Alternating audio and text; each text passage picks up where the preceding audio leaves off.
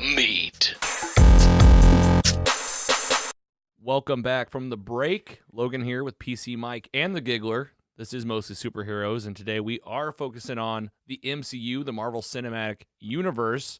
Got our next title up in the hashtag MCU Rewatch. Before we do that, we promised you we would actually give you the name of this novel that we just featured from TikTok. The Giggler, I think you got it locked and loaded. Yep, this is a book by Mark Waid, History of the Marvel Universe. History of the Marvel Universe, a 6-part story of the MCU, basically from the birth all the way through the stories of kind of where we probably are now in the MCU. So something we're going to maybe look into bringing on the show. Definitely check it out. Again, we'll have the link to that video from TikTok on our description today and below today's video. Next up in the MCU Rewatch, pretty exciting for today. I'm very, very pumped to be talking about this movie. We told you guys we have an MCU page, mostlysuperheroes.com/MCU. Next up in our MCU Rewatch, after being introduced in Captain America Civil War, and then taking place around the same time as Thor Ragnarok, this is the movie right before Avengers Infinity War. It's the 18th MCU title. Marvel Studios and Kevin Feige, along with director and writers Ryan Coogler and Joe Robert Cole, create an origin story that does its job, tells a great story, and so much more. Let me tell you, the world was ready and super amped to see Stan Lee and Jack Kirby's character come to the big screen in its own feature film. Let's pay respect to the late and great Chadwick Boseman, who brought this hero to life, and celebrate this movie because it is a major success. It is the 2018 blockbuster Black Panther.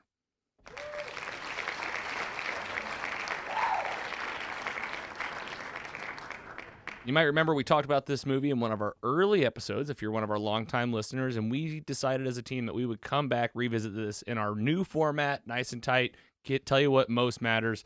Not to say that you shouldn't go listen to that. That was we actually recorded that the week that we got the news about Chadwick Boseman, and just a really crazy, inspiring, totally tragic story, of course, of this actor that kept this big secret and still became one of the world's biggest stars. I'm talking about Chadwick Boseman, of course.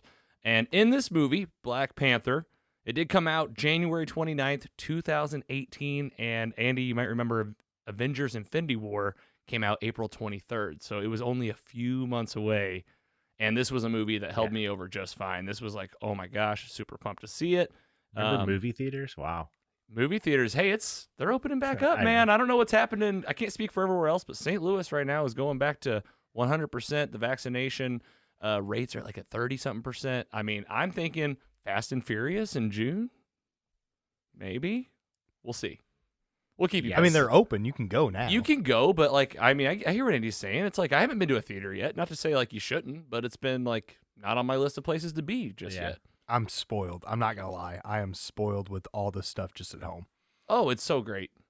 It's free, basically, because I already pay for the service. I mean, you just push a button, it's right here, but I love going to the theaters. This was one I was very pumped to go see. It had a budget of $200 million, and it made, are you ready, $1.3 billion with a B.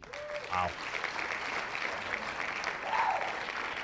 Quite the return. Is this the first Marvel movie that wasn't Iron Man, Avengers that made that much money, do you think? Off the top of my head, the movies we've talked about so far, absolutely, yes. I mean, this is like, not to say that they didn't do well. We'll see Ant-Man and the Wasp next week. I'm curious what it'll be. I don't think Ant-Man and the Wasp made 1.3 billion is what I'm getting at. Those movies definitely didn't even get over $1 billion. So yeah, and even like Iron Man 2, you know, the Thor, I don't know if those even made $1 billion. Yeah, that's crazy. So this movie, though, before we get into it, we always do our quick recap, do it in about 2 minutes now. I think we're getting it nice and tight, tell you what matters, make the connections throughout the MCU. Before we do that, I know that all of us actually watched this week. Woo! Yeah, let's give it up. Well, and the Giggler and I talked about this before you got here, PC Mike. It seems like we're getting down to like one feature per episode. You know, we're not going to be doing the doubling up anymore. We're going to like kind of focus on one thing. We got a whole list of stuff that's going to probably keep us steady for the next year or two. Yeah. And because of that, we're probably all three watching from now on. Wouldn't you say? I would say most definitely maybe yes. Yeah, I'm not going to make any promises on air while we're recording. Giggler, tell us about how you feel about Black Panther and how was your experience rewatching it? I watched this today, at work. Mostly So work, some- but it was on yeah, the back. yeah. After you got the big projects done. Oh yes, of course. I got all my work done. Mhm. Answered all the emails in a timely manner. Didn't you say you Watch had like this. 3 days of work done today, and then you put on a movie? Yeah, I think exactly, you told me earlier. Exactly.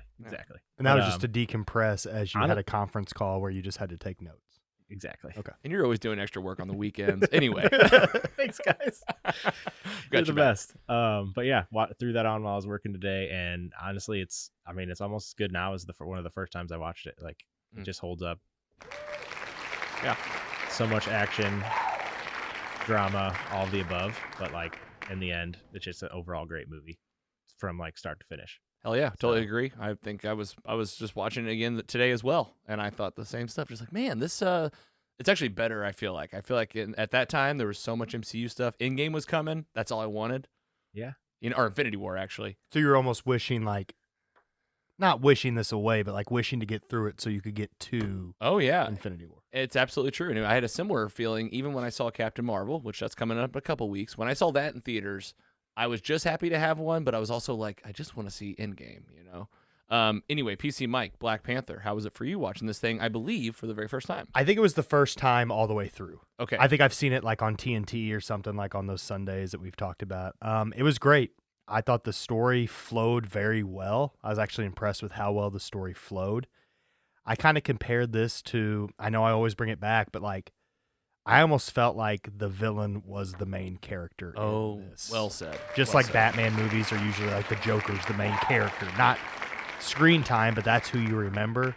This is almost who I remember, is Michael B. Jordan as Killmonger. Absolutely, and that's why I actually use this image. Got to say shout out to, of course, Marvel Studios, Disney Plus, but Vulture helped us out here with this image. I was like, this is a story about these two. Yeah. And these two are like equally in this movie, like big stars. I mean, to the point to where, spoiler alert for this movie, of course, we're diving in. I mean, they both end up in Black Panther costumes. Like, it's about these two. And I really think, looking back, like that's the only part I didn't love was the CGI towards the end. Yeah, just when got they were both intense. in the Black Panther costumes, like going at it. It just was like, I don't know, it just didn't fit. I think that may have been my number one part was when they were like falling through the. Yeah, but it just like the graphics and CGI just didn't work for me There for was some reason. It's a lot. Yeah. Or just the physics of it. Yeah. Like, The suit I can feel like do if anything. you're falling like that, you're not going to be like punching each other. You're just going to be falling and freaking out. Yeah, it looks like kind of a couple of cartoons falling Yeah. a little Yeah. bit. I feel you. But overall, But quick backstories to get everyone caught up to speed, and there were some chunky parts, just like any movie. But overall, I mean, I'm not going to give a rating because I think you're going to go through it a little bit. But yeah, we'll save them. overall, must watch. Cool. I agree. Absolutely. Let's talk about the story, actually, and hit some of our top moments. And, of course, we'll connect the dots for you anywhere in the MCU that you should probably know about, especially right now while Phase 4 is off and running. It's important to say, how did this movie affect what I'm watching today? Giggler, would you agree? Definitely. It's helped a lot to see some of these films. You watch Falcon the Winter Soldier, you watch WandaVision. Yeah, you could start off as a fan that's never seen them, but you know what? You revisit these, you know where the dots connect, you're going to have a richer experience. All right. Let's kick into it. I promise you it's going to be quick. It's going to be what you need to know. Black Panther. Okay, we met Black Panther, Chadwick Boseman, in Captain America Civil War. You'll remember this is where he became the king of Wakanda. This is where he became Black Panther because his dad, T'Chaka, was killed by Zemo, who's in The Falcon and the Winter Soldier. Well, this movie, Black Panther, picks right back up where it left off. It's like, okay, that just happened. He's the new Black Panther. T'Challa is the new king, played by the late and great Chadwick Boseman.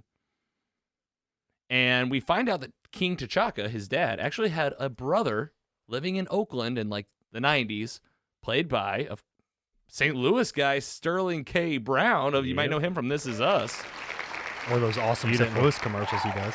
He does those, Explore St. Louis. Shout out to the Missouri Tourism Group and our local Explore St. Louis. Dude, those are great commercials, though. If you know, you know. And the Mo commercials. Have you seen those? What's your MO? Been seeing some great stuff. But yeah, we got some great talent coming out of here in St. Louis. Sterling K. Brown, Jenna Fisher in The Office. A lot of people don't know that.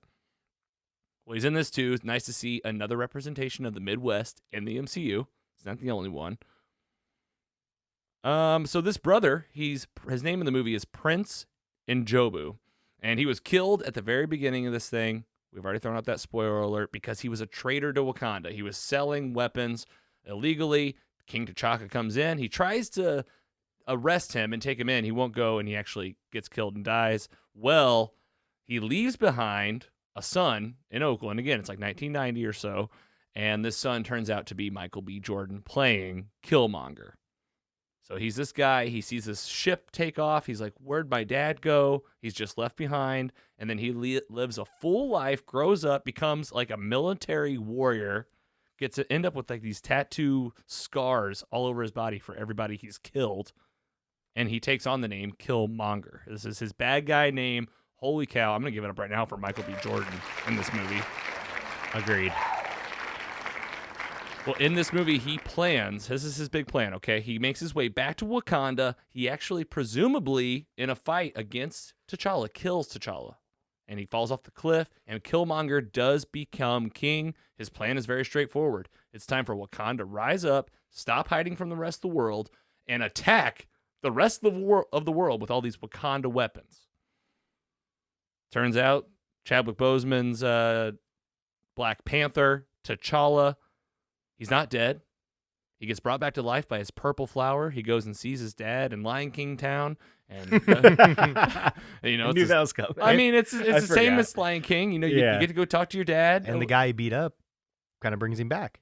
And the guy, one of the tribes that was early in the movie, like an enemy, helps out his mom, helps out. M'Baku? Yep, that's right. Good job. What's his name? M'Baku. Way to go. Comes back, helps him out, brings him back to life. Black Panther, he learns that, you know, I got to take this guy down. My ancestors have been all wrong up to this point. We shouldn't be hiding from the world. He takes the fight back to Killmonger, and man, oh man, what a climactic scene. Mike just talked about the CGI, but just the fight itself. This fight to me feels like two guys that like just shouldn't be fighting, like just talk to each other and figure it out. This guy was abandoned, and Black Panther does have to kill Killmonger. In the end, it's super sad. I get teary-eyed every time. And he also decides that he's going to open up Wakanda to the rest of the world. That, ladies and gentlemen, is the 2018 hit Black Panther.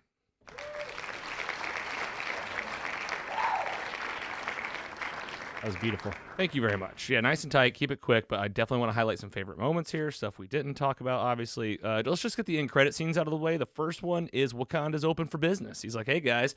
He talks to like the UN, and he's like, hey, you guys come on into Wakanda. I'll help you out. And some douchebag reporter's like, hey, not to be rude, but what does Wakanda have to offer? What a schmuck. He has no idea. Like, they basically live in the future in Wakanda. Never mind. That's what I would have said. You know what? Go head back home. Yeah. Look at my ship. Look at those trains. It just appears. Like it's just here, lady or guy. Again, those suits, they can pretty much do anything. Then we have the second end credit scene. You might remember at the end of Captain America Civil War, our boy Bucky ends up in Wakanda for his big retreat. You've been waiting to talk about this probably all day. How cool was it that we watched the Falcon and the Winter Soldier finale last week, and then we see this scene this week? You're just craving for like the White Wolf. Episode, like what happened to him in Wakanda, though. Well, I'm really hoping in the show that they're coming out with on Disney Plus called Wakanda. We got to talk about it. We're going to talk about Black Panther 2 as well, but let's go around. Let's see. I got some top moments. I've been talking for a while, though. Gaylor, what we missed? What else do you call out from this film? Oh, man. And if you don't have anything, PC Mike, just round table this thing. What you got, Mike? I have something I did not know, and I just read from Wikipedia. Hit it. And, like, it's a little long, so okay. I'm going to read it. That's why we're here. I did not know that in 1992, Wesley Snipes announced his intention to make a Black Panther film. Did you guys know that? No. Never heard this. And began work on it by that August. Snipes felt that Africa had been portrayed poorly in Hollywood films previously, and that the film could highlight the majesty of the continent due to the title character being noble and the antithesis of African stereotypes. And then it just fell through. The next July, he planned to begin Black Panther after The Demolition Man. A month later, he expressed interest in making sequels to the film as well. In 1994, he entered talks with Columbia Pictures to portray Black Panther. So this is making some headway. And Black Panther co-creator Stan Lee joined the film by March. Oh, so he's in. What? I've never heard about this. It entered early development by May, so it was starting to be developed. Yeah. In the early 90s. Snipes had discussed with several different screenwriters and directors about the project. When the film had not progressed by January 96, Lee explained that he had not been pleased with the scripts for the project.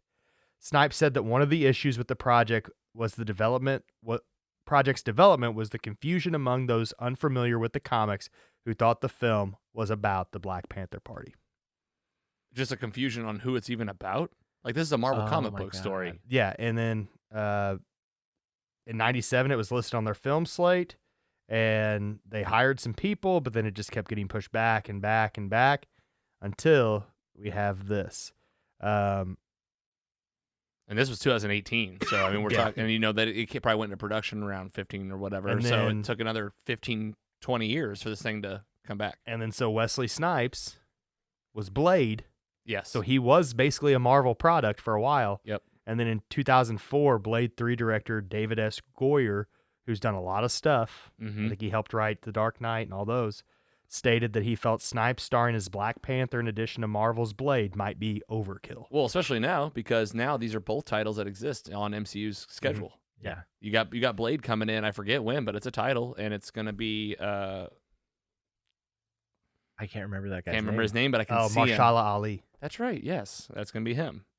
Heard that Wesley Snipes play a role, but hey, kind of cool to imagine like what Wesley Snipes could have been on screen Yeah, but like as Black Panther. 92.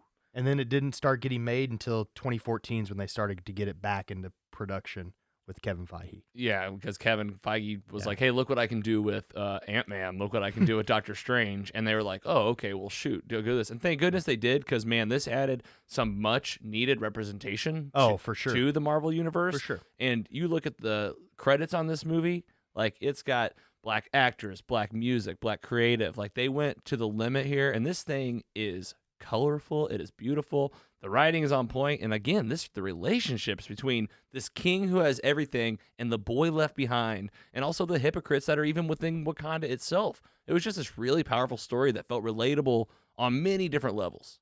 So I feel like, as much as I would have liked to seen that Wesley Snipes version, Chadwick Boseman, man, that's our guy. Yeah, and he nailed it. The most impressive part about it is just how much money this made and the popularity just out of a character that not a lot of people knew about. Wesley Snipes could have helped that, but Yeah, I mean, we've seen how many versions of Batman? Yeah, exactly. Couldn't even get one of these on screen. Yeah, And I think the Wesley Snipes, Demolition Man was awful. Wesley Snipes had some stinkers. Had some bad ones. I haven't seen a lot of his stuff. So he could have derailed the whole franchise. Yeah, and, absolutely. Scared people away. Well, and I'll be honest, we talk about our lack of knowledge on comic book stuff sometimes. I didn't hear about Black Panther till about probably about 4 or 5 years before this movie came out. I had heard about him the very first time. Shout out to my boy Ben, son of our buddy Brad L. I won't give his full name, but his son is like a young guy that read these comics, was like, they got to get Black Panther in the MCU. And I remember being like, I hope they do. Well, they did. yeah. Now you got a shirt. And now, we got the shirt. Now this is one of my favorite Marvel shirts that I own. That is an awesome shirt. All right, let's talk about some other major connections, major parts. My favorite part was when the two Black Panthers are like falling and fighting. So even though it was CGI heavy, I also loved Killmonger's Black Panther suit in general. Yeah. He went with that gold version, and when he like activates it, like the rest of his clothes like tore apart. That was cool. Yeah. Shuri, the sister in the lab, I loved everything. The dynamic between her and her brother was just so genuine, felt so real. She's so brilliant, loved it. She felt like a Q character to James Bond. Like his Q. Yes. Like the help. Yeah. Like the tech. His Alfred. Like, I'll Yeah. make you anything. Yeah. Yeah, his Alfred, the Batcave, but like Wakanda, like 10 times, 20 times what you've seen even like in the Iron Man movies is going on here. Yes, it's insane. Like, that's why I'm really excited for Wakanda Forever, the Black Panther 2 movie. Yeah, let's go ahead and say it. Black Panther 2 has been announced, along with a whole slate of other MCU titles. I didn't put it in the news this week because I wanted to save something for next week to talk about, and we got a lot of current stuff happening. But Black Panther 2, man, I don't even know what's going to happen.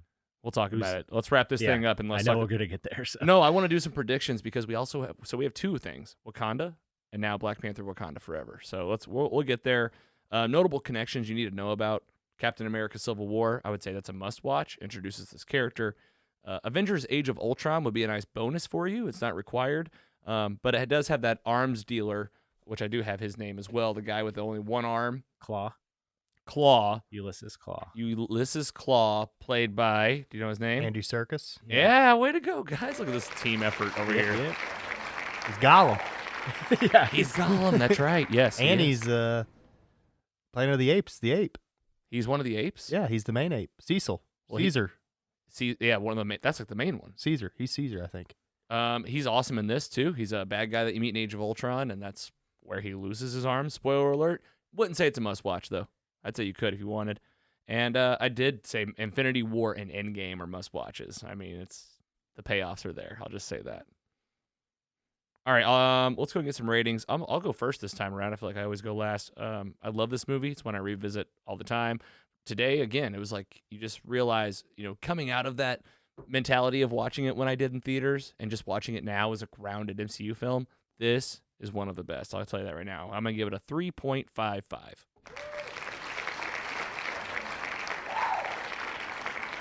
PC Mike, let's go to you. Not just because you said it. I was right at a 3.5 as well. Wow. Because I think there's things they could have done better. Because I thought they told a pretty smooth story, but there was some chunky parts in it. But overall, they gave me background I needed. Mm-hmm. They filled in pieces later that I really needed. Like, why am I watching this boy watch this ship leave? Oh, okay, there's a payoff. But overall, it was a very smooth story.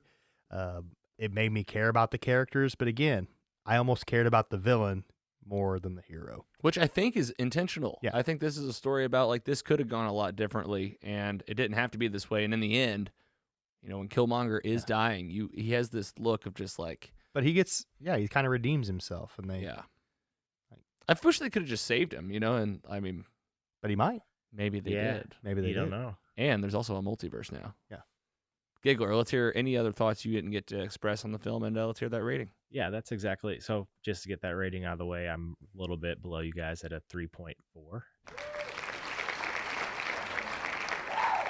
But today, I kind of just wanted to watch it from like a different lens of just fully just trying to guess who's going to be the next Black Panther now. Yeah. There's a lot of, I appreciate that there's a lot of characters that they built up that can even potentially be that I would be excited about it. So, I mean, I'm sure we're going to talk about that as well, but that's what I kind of watched it in the lens of this time. And there's a lot of options. So it's awesome. Yeah. Especially given that they have the movie and the show coming up. Yeah. And I mean, just, it's going to be a challenge, It's going to be a challenge. Like you had your guy, and it's really sad, man. It's like, it's one of those things, but it's like, you know what I hear from Marvel is two things: Black Panther, Wakanda Forever. I think that's like 2023. 2022. Oh, cool. Oh, you got a month in there? And then we also have, while you're doing this, I want to see when also the Wakanda series is coming.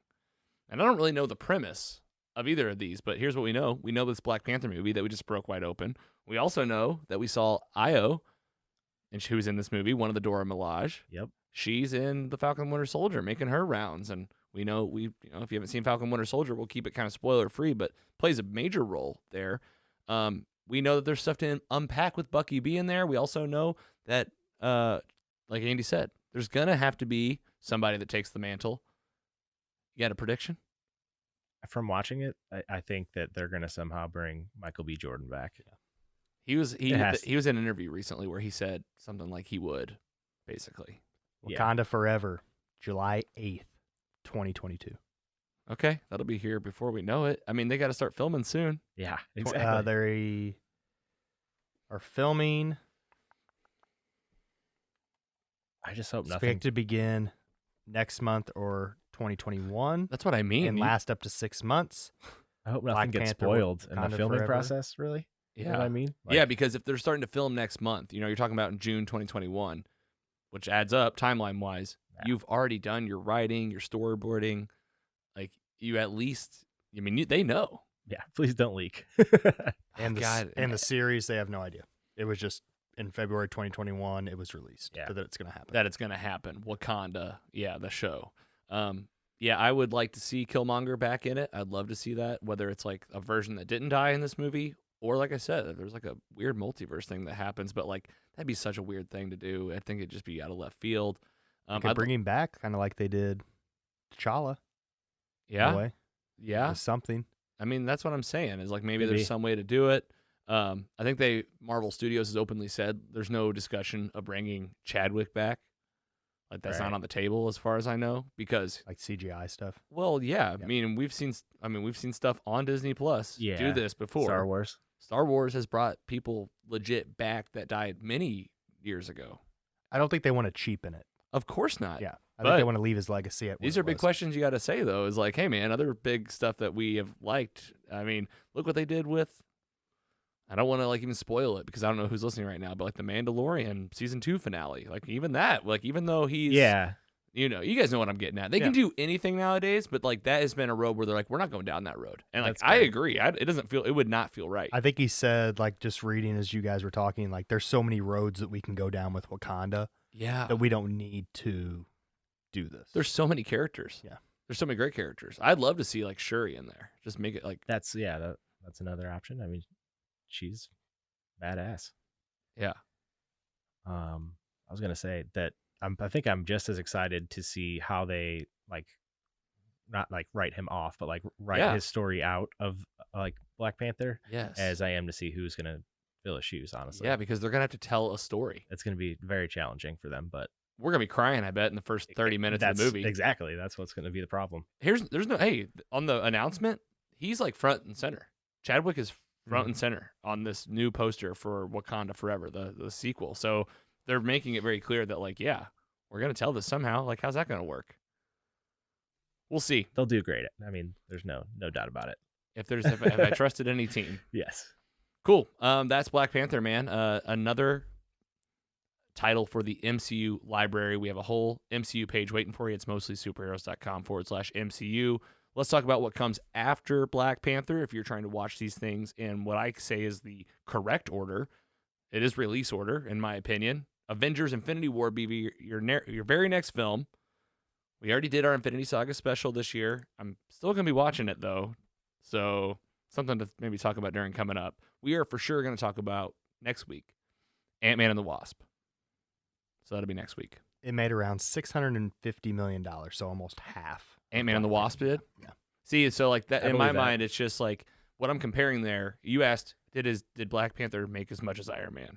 So Well, what I said, like, Iron Man. well, like big, like yeah. the top three, the big three heroes. Mhm. So in my mind, Black Panther was kind of like Ant-Man, where people don't know as much about him, but it still made 1.3 billion. Crazy. I mean, still.